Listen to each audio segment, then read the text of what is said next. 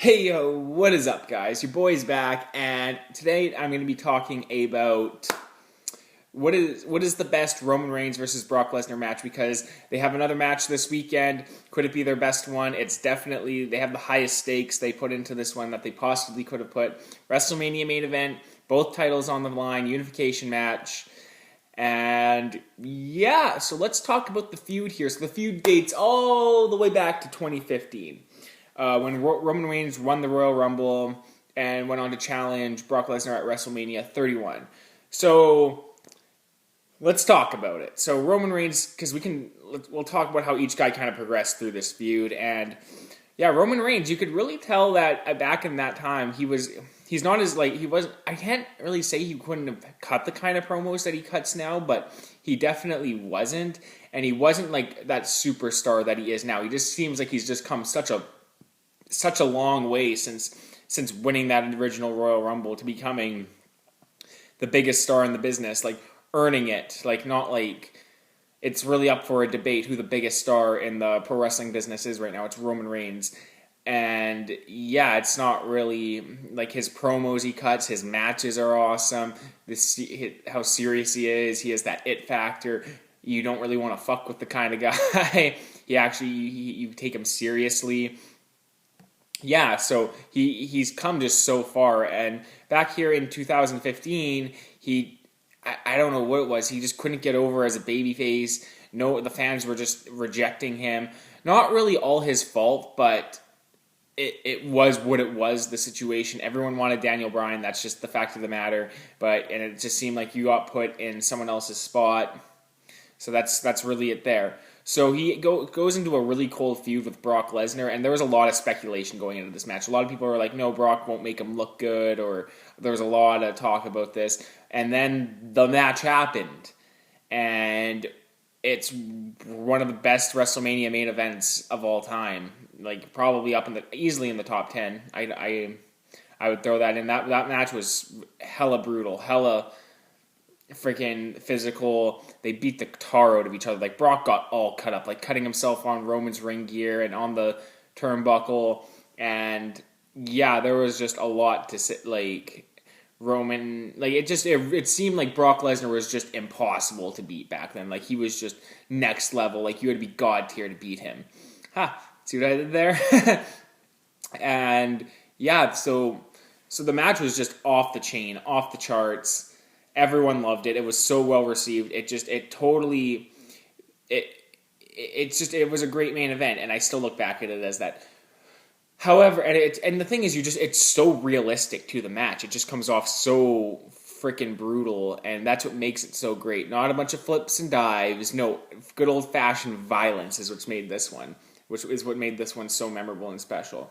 So yeah, the only thing I can say about it is it didn't make Roman Reigns. Like, he still wasn't a fan favorite after this. It didn't we all knew, it's like you respected him for his in-ring work. He was good, but he just wasn't it just didn't seem like he was that superstar yet. Even then, and even after the match, I still kind of felt that way. I felt like he was a diamond in the rough, looking back on it now after that match. So moving on here to their next match in 2016 at Fastlane, involving Dean Ambrose in a triple threat. Like, when else am I ever going to get to talk about this? By the way, star ratings are down below if you want to know what I actually rank these. Like, I'm fucking Dave Meltzer over here. Anyways, so again, this was a really, really good match. It was more or less to help build up Ambrose and Lesnar and get Roman the win to go to the main event of WrestleMania. And that's what happened here. And it was actually a really, really good match. Brock just looked like looked like a bear attack for the first 10 minutes of this match, with Brock just dominating both guys. And yeah, so it ended. Dean Ambrose, he was really over in this match. He was in his hometown. Roman getting those boos. The fans were not really into him. It really felt like they were mostly just into Brock and Dean Ambrose. So still, Roman wasn't really over in this town. But yeah, so that was kind of the story of Roman Reigns' early career. So moving on to a match everyone loves. I had a friend, he loved this match so much. He I don't know if he's watching this or not, but yeah, he loved this match, and it's another match involving these two was the Fatal 4-Way at Summerslam 2017 involving Braun Strowman, and this match is insane. It just like they just destroyed each other. Roman Reigns, Brock Lesnar, Samoa Joe. They all brought their A games here, and Braun was just a total beast here, throwing Brock through tables, slamming a table on top of him. Samoa Joe trying to play all tactical and smart, and I think who was it? Brock got tackled through the barricade, and they really just pulled out all the stops here. This match came off like a video game, like a match you have in a video game.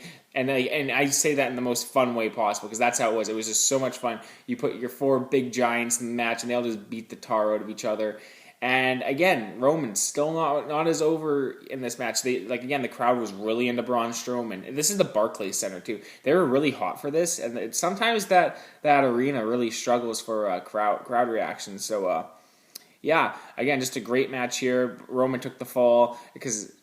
Yeah, Brock wrestled Samoa Joe the month before, then wrestled Braun Strowman the next month after that. And they say he isn't active. What? Anyways, moving on. So great match at SummerSlam 2014. So their next matchup here came at WrestleMania 34, a match no one really wanted or cared about. I think everyone at the time, they were more into Seth Rollins. They all wanted to see him go on and challenge for the belt. Also, these WrestleMania shows after like about 33 is when they got long, like 7 hours long, too long to be there. I'm happy they're 2 nights now. They made a very, very smart choice shortening them because like 33, 34, and 35 were just too fucking much. Too much. Yeah, no, not 5-hour shows. Please, no more 5-hour shows. Anyways, so going into this, again, they just could not get the feud underneath them. Again, people like Brock Lesnar. They didn't accept Roman Reigns. They're still rejecting him. This is still at that time. And this is in 2018 here, so let's keep that relevant. So they have this match here at WrestleMania 34. Dana White was in the crowd because Brock was speculating on a UFC return at the time. And the match, it had a good beginning to it. It was definitely really, really physical. The fans, they couldn't really get the fans into it because, again, they were already kind of rejecting it. But they had some great brutality in the match. Really physical. Brock actually cut him open with an elbow towards the end. And, the match, it didn't have what 31 had. And it just took, I think Brock hit him with like 6 F5s. And, like, by the 3rd or 4th one, when Roman kept kicking out, it's kind of like they really lost the crowd. They lost my interest in it when it's just like F5, F5, another F5, and it's just kind of like it just lost it for me because I'm like, okay, they're just continuously hitting finishers on each other, which can work, but it didn't work here. And then Roman hitting the 2 spears, it just wasn't worthy of a WrestleMania main event. You know, you want something great for your WrestleMania main event, and this just did not deliver, to put that simply. So their next match came, they're taking the feud worldwide now, and they're going to Greatest Royal Rumble in a steel cage match in Saudi Arabia. I actually don't have a star rating for this because I couldn't find the match to watch it again. But what I remember about it, because I did watch it a few years ago, is that it was just kind of whatever. And especially for a Brock Lesnar match, you normally have like some memorable shit about it. But this it just kind of, I remember the ending with Roman spearing Lesnar through the cage, and then there was the whole controversy with whose feet touched the ground first. So and then eventually Roman did finally win the Universal Championship against Brock at SummerSlam 2018. Braun totally saved the match and saved the crowd reaction from them rejecting this because they were about to. And what I want to say about this is, by this point, the fans were done with this feud. I remember I was done with this feud, and it just seemed like everyone was done with it. So it makes me really question how well, financially this feud brought in for the WWE. I couldn't find any things, statistics about it, how many people were viewing at this time. I couldn't really gauge it, how many. I mean, I know there was probably getting lots of views on YouTube and stuff. What I'm saying is, I don't know how well it was doing, viewership, and people were watching the WrestleMania and the Saudi shows and SummerSlam. So it's I have no real comparison, especially because of these network shows, to tell you if people were really into this or not in that regard. And especially, it doesn't mean viewership wise is necessarily everything, but I have no real recollection, because it's is this feud doing really well for the WWE? Is that why they kept going back to it?